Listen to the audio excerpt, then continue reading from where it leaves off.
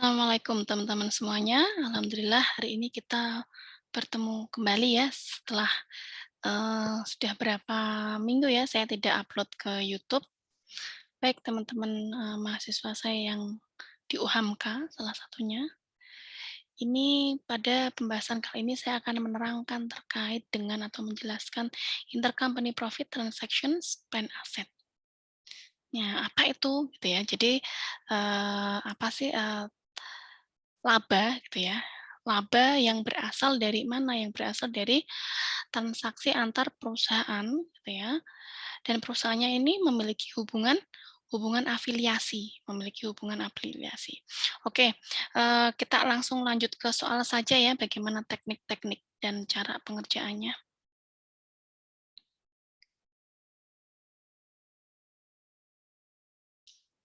Nah, teman-teman sudah melihat di sini bahwa ada soal gitu ya. Soalnya nih saya hampir sama ya yang ada di BIMS gitu ya. Jadi di sini ada perusahaan.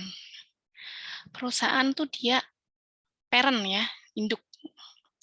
Parent tuh punya atau beli, melakukan akuisisi 90% saham kepada si Son pada awal tahun 2008. Senilai berapa, Bu? Senilai $270.000. Nah, ekuitas Son ini adalah sekali lagi ya perusahaan yang dibeli oleh si parent. Saat itu dia ekuitasnya yang terdiri dari dua di sini ya, dari capital stock sebesar 200.000 dan return earning sebesar 100.000. Jadi jumlah ekuitasnya ada 300 ya. Ada $300.000. Nah, kemudian di tahun 2008 gitu ya, ada transaksi lagi. Ada berbagai macam transaksi gitu ya. Sehingga Son melaporkan ada net income sebesar 70.000. Dan si Son ini tidak membagikan dividen, memutuskan untuk tidak membagikan dividen di tahun 2008. Pada tahun 2008 ini ada transaksi nih, jual beli. Antar siapa, Bu? Antar parent menjual tanah ke Son. Seharga berapa? 50.000 harga jualnya. Sementara kos atau harga perolehannya sebesar $40.000. Nah, kita diminta untuk yang namanya satu jurnal eliminasi dan yang kedua ada laporan konsolidasi gabungan antara parent dan Son. Nah, kemudian dari soal selain ini juga disajikan yang namanya laporan laba rugi, gitu ya. Ini namanya laporan laba rugi ya, buat teman-teman di sini yang mungkin dari tempat lain baru bergabung atau melihat saya, gitu ya. Ini adalah laporan laba rugi. Dan ternyata saya baru tahu ya, ternyata banyak mahasiswa AKL yang tidak ngerti laporan keuangan itu apa. Ini adalah bagian dari laporan keuangan. Laporan keuangan tuh terdiri dari laporan laba rugi, perubahan modal gitu ya, neraca, terus biasanya laporan yang berisi catatan CALK ya, catatan atas laporan keuangan. Ini laporan laba rugi. Isi dari laporan laba rugi apa sih, Bu? Ya pendapatan sama expenses, biaya gitu ya. Kemudian di sini ada return earning, nah, laporan perubahan modal. Dan yang terakhir adalah balance sheet atau neraca. Nah, coba teman-teman di sini tengok ya. Nah, di sini ini ada tulisan spirited. Spirited berarti apa? Laporan terpisah. Parent, ini laporan parent, laporan keuangan parent tahun 2008 tuh segini. Kemudian sisonnya segini. Nah, untuk ini tadi yang 10.000 ini dapatnya dari sini ya, ada parent menjual tanah ke Son seharga 50.000, cost-nya 40.000. Ini sudah saya tuliskan di sini ya. Jadi ini ada gain di sini, ada gain sebesar 10.000. Kenapa, Bu, gain? Gain itu apa sih? Gain itu keuntungan gitu ya. Keuntungan apa? Keuntungan karena penjualan tanah. Penjualan tanahnya dari mana, Bu? Dari induk ke anak, sebesar 10.000. Nah, ini gain-nya 10.000 karena apa?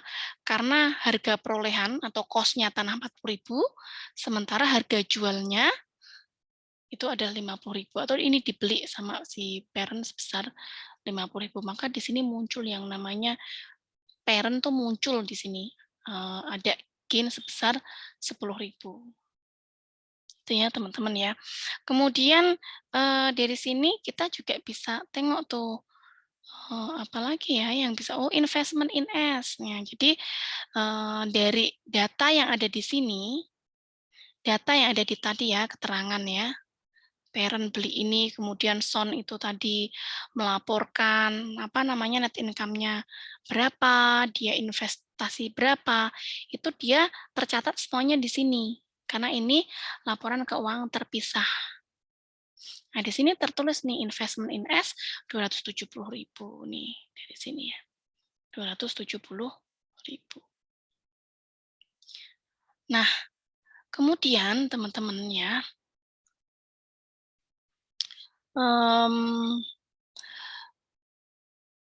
mohon maaf ya, ada suara berisik ya di jalan raya, motornya banyak. Nah, dari sini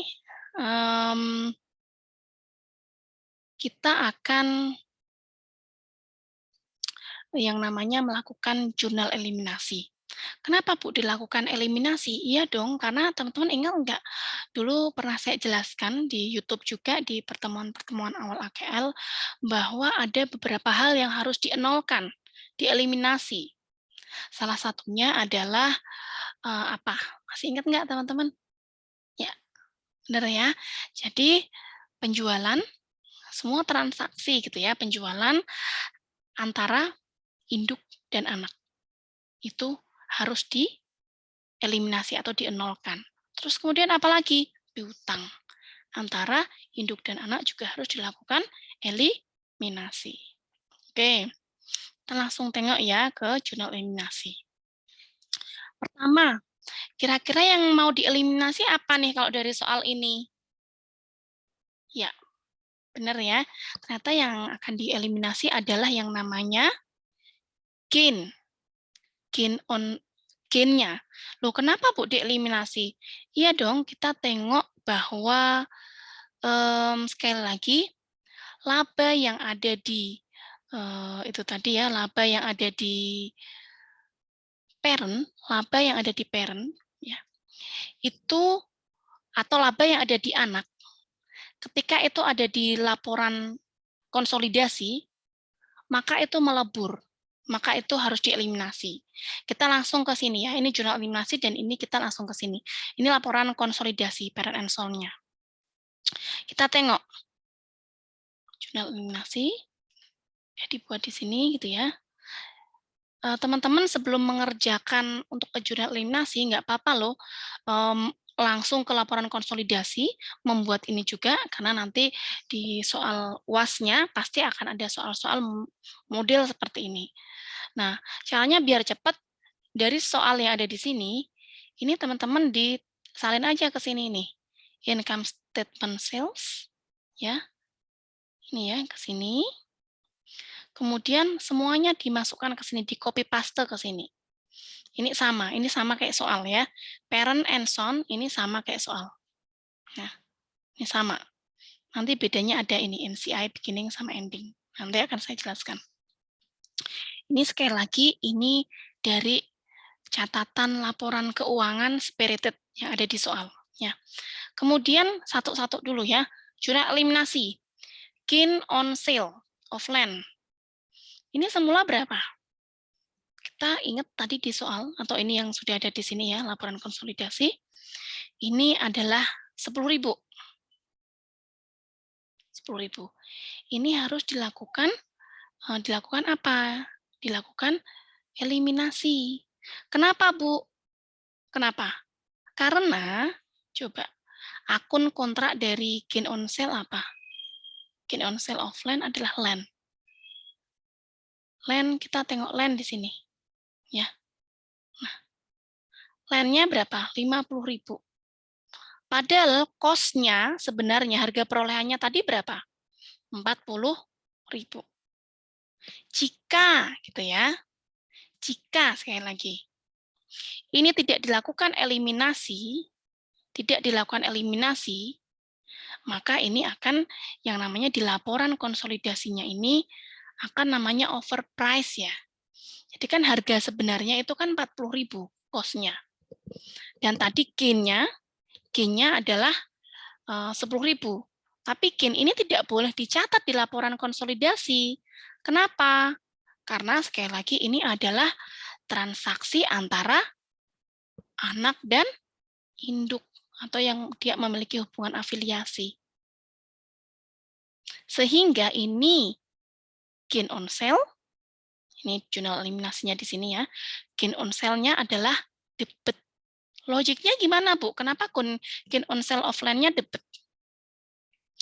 Karena coba teman-teman sebelum melakukan eliminasi, makanya saya rekomendasikan ya untuk menghafal yang namanya saldo normal. Karena ketika teman-teman hafal saldo normal, maka akan dengan mudah untuk mengidentifikasi ini kalau mengeliminasi gimana caranya. Nah, gain on sale adalah ini itu kayak pendapatan atau income gitu ya, pendapatan atau income lah. Saldo normal dari pendapatan atau income adalah kredit. Oke, saldo normalnya kredit. Maka sekali lagi, ketika ya ini saya hapus ya. Ketika kita mau